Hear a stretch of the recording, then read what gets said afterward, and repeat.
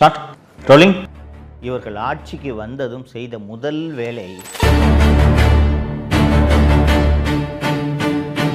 தமிழகத்தில் இந்த 8 வழிச்சாலைக்கு எதிராக நடந்த எல்லா போராட்டங்களின் பின்னணியிலும் திமுக இருந்து தூண்டிவிட்டது. நாங்கள் சேலம் 8 வழிச்சாலையை எதிர்க்கவே இல்லை என்று பச்சையாக பத்திரிகையாளர் சந்திப்பில் போய் சொன்னார். சாலை போடக்கூடாதுன்னு எந்த காலத்திலும் திமுக சொல்லவே இல்லை. அது 8 வழிச்சாலையில் தமிழகமே கொதிச்சு போச்சு.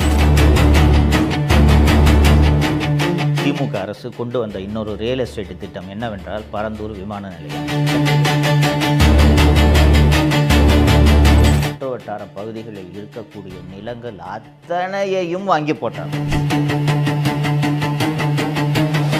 மு.க. ஸ்டாலின் குடும்பம் எத்தகைய பேராசை பிடித்த குடும்பம் என்பதை நீங்கள் நினைவில் வைத்துக் கொண்டு 2026 தேர்தலில் நீங்கள் வாக்களிக்க வேண்டும். இது கேட்பதற்கு அவமானமாக இல்லையா? கூச்சமே இல்லாமல் தோளில் பச்சை துண்டு போட்டுக்கிட்டு நானும் ஒரு டெல்டாக்காரன்னு எத்தனை முறை முதல்வர் பேசியிருக்கிறார், கவனித்திருக்கிறீர்களா? அதில் நானும் மகிழ்ச்சி அடைகிறேன்னா நானும் ஒரு டெல்டாக்காரன், அந்த அடிப்படையில் நானும் மகிழ்ச்சி அடைகிறேன். வணக்கம் தமிழ் பெருங்குடி மக்களே.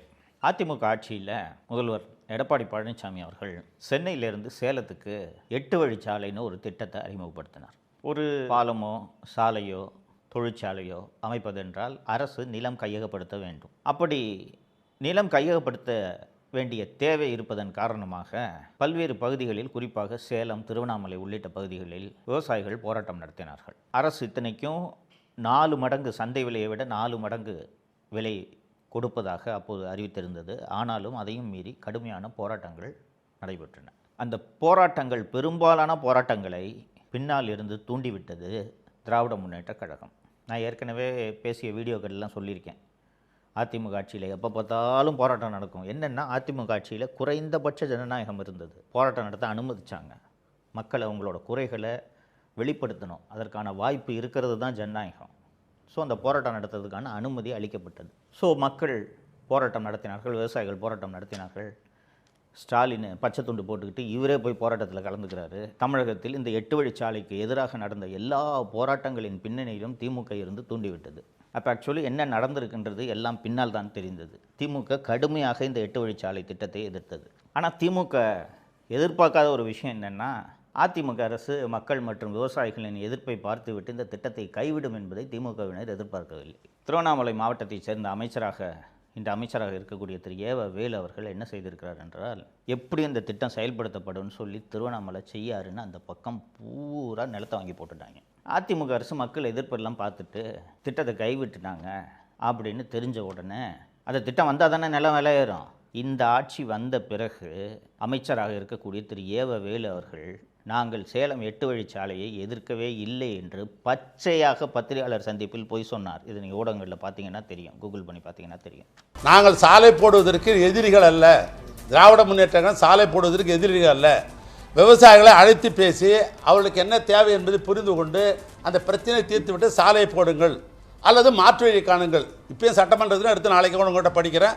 இதுதான் திமுகவுடைய கொள்கையாக வச்சுருந்த மொழியை, வேற ஒன்றும் சாலை போடக்கூடாதுன்னு எந்த காலத்திலும் திமுக சொல்லவே இல்லை. அது 8 வழி சாலையில். இதுபோல் திருவண்ணாமலையில் செய்யாறு பகுதியில் சிப்காட், தமிழ்நாட்டின் அந்த தொழில் முன்னேற்ற பொதுத்துறை நிறுவனம் அங்கே ஒரு தொழிற்பூங்கா அமைப்பதற்கு சிப்காட்டில் நிலங்களை கையகப்படுத்துகிறது. மேல்மா, செய்யாறு உள்ளிட்ட அந்த பகுதிகளைச் சேர்ந்த விவசாயிகள், கிராமப்புற மக்கள் இந்த எங்களது விவசாய நிலங்களை எடுக்கக்கூடாது என்று கடுமையான எதிர்ப்பை தெரிவிக்கின்றனர், போராட்டம் நடத்துகின்றனர். எல்லா போராட்டங்களும் அமைதி வழி போராட்டம், அதை நீங்கள் மறந்துடக்கூடாது. ஒரு பந்தல் போட்டுக்குவாங்க, போய் உண்ணாவிரதம் இருப்பாங்க, தொடர் உண்ணாவிரதம் இருப்பாங்க, உள்ளிருப்பு போராட்டம் நடத்துவாங்க, கலெக்டர்கிட்ட போய் மனு கொடுக்குற போராட்டம் நடத்துவாங்க. இது போன்ற போராட்டங்கள் தான் அவர்கள் செய்து கொண்டிருந்தார்கள். இப்படிப்பட்ட ஒரு சூழ்நிலையில் 4 நவம்பர் 2023 அன்று விவசாயிகள் இதே மாதிரி கலெக்டர்கிட்ட மனு கொடுக்கறதுக்கான ஒரு போராட்டத்தை நடத்துகிறாங்க. அப்போது காவல்துறை ஒரு 18 பேரை கைது பண்ணி சிறைக்கு அனுப்பிடுறாங்க. வழக்கமாக இந்த போராட்டம் நடத்துகிறவங்களெல்லாம் கைது பண்ணால் என்ன பண்ணுவாங்கன்னு உங்களுக்கு தெரியும். கல்யாண மண்டபத்தில் வச்சு ஒரு கேஸை போட்டு விட்ருவாங்க, சாயங்காலம் 6 மணிக்கு அனுப்பி விட்ருவாங்க. இதுதான் வழக்கமாக நடக்கக்கூடிய விஷயம்.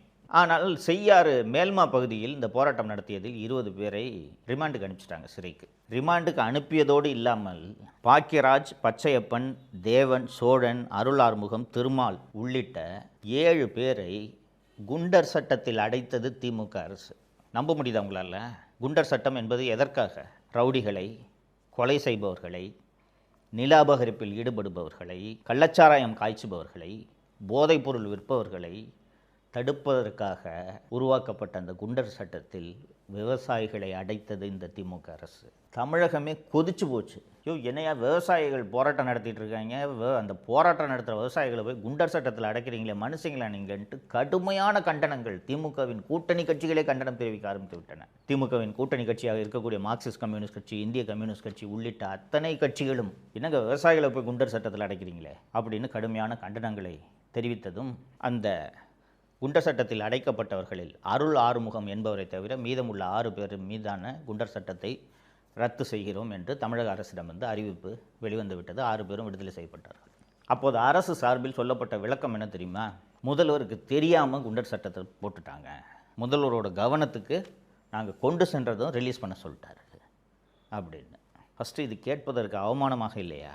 ஒரு சிப்காட் நிலம் எடுக்கிறதுக்கு விவசாயிகள் போராட்டம் பண்ணுறாங்க, அந்த போராட்டத்தில் இருக்கவங்கள ரிமாண்டு பண்ணுறாங்க, ரிமாண்டு பண்ணி அதில் 7 பேர் மேலே குண்டாஸ் ஆக்ட் போடுறாங்க.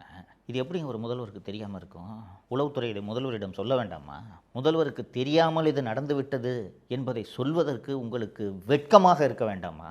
சரிங்க, உண்மையிலே தெரியலன்னு ஒரு வாதத்துக்கு வச்சுக்குவோம். தெரியாமல் போட்டுட்டாங்க.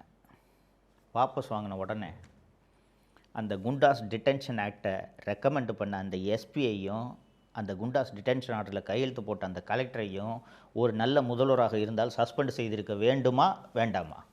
யோசித்து பாருங்கள். இதுவரைக்கும் ஒரே ஒரு நடவடிக்கை கூட அந்த கலெக்டர் மேலேயோ எஸ்பி மேலேயோ எடுக்கவில்லை. ட்ரான்ஸ்ஃபர் கூட பண்ணலைங்க. என்ன காரணம் என்று யோசித்து பாருங்கள். அந்த இடத்துல சிப்காட் வரும். சிப்காட் வந்துச்சுன்னா நிலமெல்லாம் விலையேறும் என்று திருவண்ணாமலை மாவட்டத்தைச் சேர்ந்த நெடுஞ்சாலைத்துறை அமைச்சர் திரு ஏவ வேலு அந்த ஏரியா பூரா நிலத்தை வாங்கி போட்டிருக்காரு. நிலத்தை வாங்கி போட்ட பிறகு அந்த சிப்காட் வந்தால் தானே நிலத்தோட விலை ஏறும். ஏற்கனவே 8 வழிச்சாலை ரத்து பண்ணதுனால அவர் வாங்கி போட்ட நிலம் விலை ஏறல. இப்போ சிப்காட்டும் வராமல் போச்சுன்னா இதனால் ஏவ வேலு சொல்லித்தான் அந்த மாவட்ட ஆட்சியர் இந்த விவசாயிகளை குண்டர் சட்டத்தில் அடைத்திருக்கிறார். கூச்சமே இல்லாமல் தோளில் பச்சை துண்டு போட்டுக்கிட்டு நானும் ஒரு டெல்டாக்காரன்னு எத்தனை முறை முதல்வர் பேசியிருக்கிறார், கவனித்திருக்கிறீர்களா? இதே போல் திமுக அரசு கொண்டு வந்த இன்னொரு ரியல் எஸ்டேட் திட்டம் என்னவென்றால் பரந்தூர் விமான நிலையம். சென்னையில் இருக்கக்கூடிய விமான நிலையம் போதவில்லை, கூடுதலாக ஒரு விமான நிலையம் வேண்டும் என்ற திட்டம் திமுக அரசு கொண்டு வந்த திட்டம் அல்ல. அண்ணா திராவிட முன்னேற்ற கழக ஆட்சியிலேயே இந்த திட்டம் பரிசீலிக்கப்பட்டது. மொத்தம் 4 இடங்கள் பரிசீலிக்கப்படுகின்றன. படாலம், திருப்போரூர், பன்னூர் மற்றும் பரந்தூர் ஆகிய 4 இடங்களை புதிய விமான நிலையம் கட்டுவதற்கு அரசு பரிசீலிக்கிறது. பரந்தூர்லையும் விமான நிலையம் கட்டினா எவ்வளவு விவசாய நிலங்கள் பறிபோகின்றன, எவ்வளவு நீர்நிலைகள் பறிபோகின்றன என்பதையெல்லாம் ஆராய்வதற்கு அண்ணா திராவிட முன்னேற்ற கழக ஆட்சியிலேயே வருவாய்த்துறை அதிகாரிகள் போய் அங்கே நில அளவையெல்லாம் செய்யும்போது அந்த ஊர் மக்கள் எல்லாம் சேர்ந்து எதிர்ப்பு தெரிவிக்கிறார்கள். எதிர்ப்பு தெரிவித்த உடனே பரந்தூரில் விமான நிலையம் கட்டலாம் என்ற எண்ணத்தை அதிமுக அரசு அப்படியே விட்டுவிட்டது. ஸோ அடுத்த திமுக ஆட்சிக்கு வருது, ரைட்டுங்களா? மொத்தம் 4 இடம் சொன்னேன். படாலம், திருப்போரூர், பன்னூர் மற்றும் பரந்தூர். இதில் பரந்தூரில் ஏர்போர்ட் கட்டலாம் அப்படின்ட்டு இவங்க முடிவெடுத்துறாங்க. யார்? திமுக அரசு. ஸோ 2021 இவர்கள் ஆட்சிக்கு வந்ததும் செய்த முதல் வேலை அந்த பரந்தூர் மற்றும் சுற்றுவட்டார பகுதிகளில் இருக்கக்கூடிய நிலங்கள் அத்தனையையும் வாங்கி போட்டார்கள். பரந்தூரில் விமான நிலையம் வரப்போகுதுன்றதுக்கு முன்னாடி பரந்தூர் பகுதியில் ஒரு ஏக்கரோட விலை எவ்வளோ தெரியுமா? 2 லட்சம். 2021 ஜனவரின்னு வச்சுக்கோங்களேன். நல்லா விளையிற 3 போகம் நெல் விளையிற பூமி அது. பலமுறை நாங்கள் போயிட்டு சவுக்கு மீடியா சார்பாக வீடியோ எடுத்து போட்டிருக்கோம். பரந்தூர் தான் விமான நிலையம்ட்டு திமுக அரசு முடிவெடுத்து விட்ட பிறகு 8 கோடி கொடுத்தால் கூட, ஒரு ஏக்கர் 8 கோடி கொடுத்தால் கூட இன்று விற்பதற்கு அங்கே நிலம் இல்லை. அந்த அளவுக்கு நிலம் வெளியேறிவிட்டது. என்ன காரணம் என்றால் அங்கே விமான நிலையம் வந்தால் அருகாமையில் 5 நட்சத்திர ஓட்டல்களை கட்டி கொள்ளை காசு சம்பாதிக்கலாம் என்று திமுகவினர் அத்தனை பேரும், திமுகவினர் மட்டுமல்லாமல் ஐஏஎஸ் அதிகாரிகள், ஐபிஎஸ் அதிகாரிகள் அத்தனை பேரும் நிலத்தை அங்கே வாங்கி போட்டுவிட்டு தான் இந்த விமான நிலையம் வந்தே தீர வேண்டும் என்று துடிக்கிறார்கள். இதுதான் டெல்டாக்கார முதல்வர் செய்யக்கூடிய வேலையா? அது மட்டுமல்ல, அந்த பரந்தூர் மக்கள் 1000 நாட்களை கடந்து தொடர்ந்து போராடி கொண்டிருக்கிறார்கள். பரந்தூர், ஏகனாபுரம் அந்த பகுதியில் உள்ள கிராமம். அந்த ஊர் எப்படிப்பட்ட ஊருன்றது சொல்லிடுறேன். காஞ்சிபுரம் மாவட்டத்தில் இருக்க ஊர். மோட்டார் பாசனம் கிடையாது, நதிநீர் பாசனம் கிடையாது, 3 போகம் நெல் விளையக்கூடிய பூமி. எப்படி பாசனம் என்று கேட்டீர்கள் என்றால், பெரிய பெரிய பல்லவ ஆட்சி காலத்தில் உருவாக்கப்பட்ட பெரிய பெரிய ஏரிகள் அங்கே இருக்கின்றன. பெரிய ஏரி, கம்பன் கால்வாய் என்று ஒரு கால்வாய் அங்கே ஓடுகிறது. பெரிய ஏரி இருக்கிறது. ஏரி அப்படின்னா உயரமான ஒரு இடத்துல ஒரு ஏரி. அந்த ஏரி நிரம்பியதும் அந்த ஏரியிலிருந்து நீர் வழிந்து அடுத்த ஏரிக்கு செல்லும். அடுத்த ஏரிக்கு அந்த நீர் செல்லும்போது அது வழியாக கால்வாய் போகுது இல்லையா, அது பக்கம் பூரா பாசனம். அடுத்த ஏரிக்கு அந்த நீர் சென்றதும் அது நிரம்பியதும் அங்கிருந்து அடுத்த ஏரிக்கு அது செல்கிறது. தஞ்சாவூரை விட அதிகமாக, தஞ்சாவூரில் கூட மேட்டூர் டேம்லேருந்து தண்ணி வந்தால் தான் நெல் போட முடியும். இங்கே 3 போகமும் நெல் விளைவிக்கிறார்கள். தன்னிறைவு பெற்ற கிராமங்கள் அந்த கிராமங்கள் பூரா. அது மட்டுமல்லாமல் சென்னையோட வெள்ளத்தை வடிப்பதற்கு மிக முக்கியமான நீர்நிலையாக அந்த பரந்தூரில் இருக்கக்கூடிய அந்த ஏரிகளும் அந்த கம்பன் கால்வாய் உள்ளிட்ட கால்வாய்களும் பயன்படுகின்றன. சென்னையில் இருக்கக்கூடிய அடையாறு மற்றும் கூவம் ஆறு இருக்கிறதல்லவா, அங்கே அந்த பரந்தூரில் இருக்கக்கூடிய அந்த ஏரிகள் எல்லாம் நிரம்பினாலும் அங்கிருந்து அந்த தண்ணீர் கம்பன் கால்வாய் வழியாக வடிந்து சென்னையில் செம்பரம்பாக்கம் மற்றும் அடையாறு ஆறு வழியாகத்தான் கடலில் சென்று கலக்கிறது. இப்போது இவர்கள் திட்டமிட்டிருக்கக்கூடிய இந்த பரந்தூர் விமான நிலையம் எங்கே வருகிறது தெரியுமா? அந்த விமான நிலையத்தோட ரன்வேயே ஏரி மேலே தான் ரன்வேயே வருது. ஸோ இந்த மாதிரி அந்த இடத்துல ஏகப்பட்ட நீர்நிலைகள் இருக்கின்றது.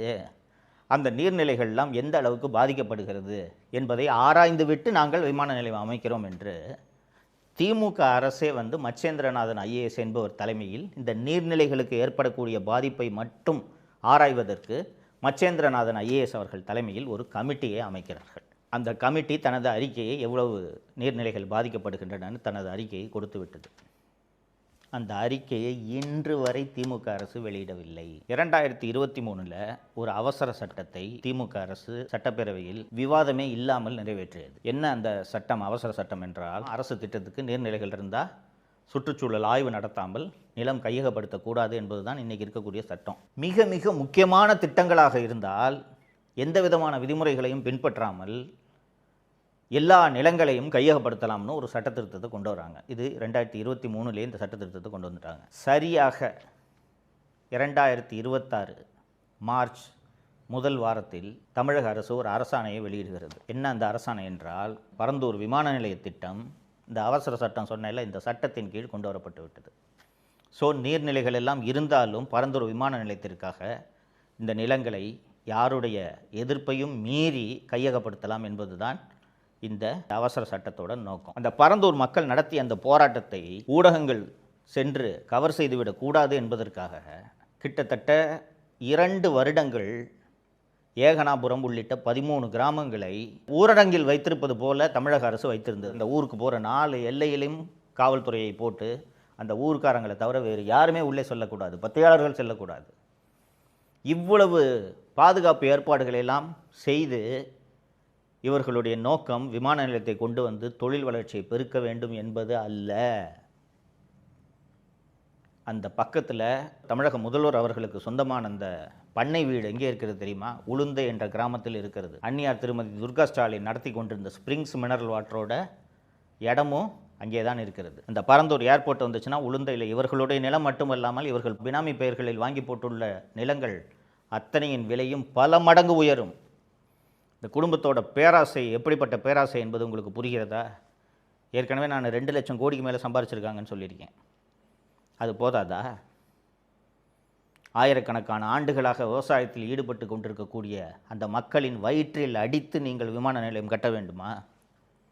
நீங்களும் நானும் வேறு வேறு வேலை செய்து பிழைத்து கொள்ளலாம். தான் வச்சிருக்கிற 2 ஏக்கர் நிலத்தில் 3 போகம் நெல் மட்டும் விளைவிச்சு அதன் மூலமாக தனது வாழ்வை நடத்தி கொண்டிருக்கக்கூடிய விவசாயிகிட்டு கையில் பணத்தை கொடுத்து அப்பார்ட்மெண்ட்டில் போய் 8வது மாடியில் குடியிருந்து அவன் எப்படிங்க குடியிருப்பான்? தொழில் என்னங்க பண்ணுவான்? விவசாயத்தை தவிர அவனுக்கு வேறு எந்த தொழிலும் தெரியாது. ஆனால் அவர்கள் வயிற்றில் அடித்து அந்த விமான நிலையத்தை எப்படியாவது கொண்டு வர வேண்டும் என்று தான் தேர்தல் நெருக்கத்தில் 2026 மார்ச் மாதத்தில் இவர்கள் பரந்தூர் விமான நிலையத்தை இந்த அவசர சட்டத்தின் கீழே கொண்டு வந்திருக்கிறார்கள். இந்த மு.க. ஸ்டாலின் குடும்பம் எத்தகைய பேராசை பிடித்த குடும்பம் என்பதை நீங்கள் நினைவில் வைத்துக்கொண்டு 2026 தேர்தலில் நீங்கள் வாக்களிக்க வேண்டும். விவசாயிகள் வயிற்றில் அடித்த ஆட்சி தான் இந்த ஆட்சி என்பதை நீங்கள் மறந்துவிடக்கூடாது. இதையெல்லாம் மனதில் வைத்துக்கொண்டு நீங்கள் வாக்களிக்க வேண்டும். தப்பி தவறி திராவிட முன்னேற்ற கழக ஆட்சி மீண்டும் வந்தால் காஞ்சிபுரம் உள்ளிட்ட பகுதிகளில் இருக்கக்கூடிய விவசாயம் மொத்தமாக அழிக்கப்பட்டு விடும் என்பதை நீங்கள் மறந்து விடாதீர்கள். அது மட்டுமல்ல, அந்த ஏரிகளின் மீது கட்டிடங்கள் கட்டப்பட்டால் சென்னை வெள்ளக்காடாகும் அபாயமும் இருக்கிறது என்பதை நீங்கள் மறந்துவிடக்கூடாது. இதை மனசில் வச்சுக்கிட்டு நீங்கள் வாக்களிக்கணுன்றது தான் அவங்ககிட்ட வைக்கக்கூடிய வேண்டுகோள், கோரிக்கை. நன்றி.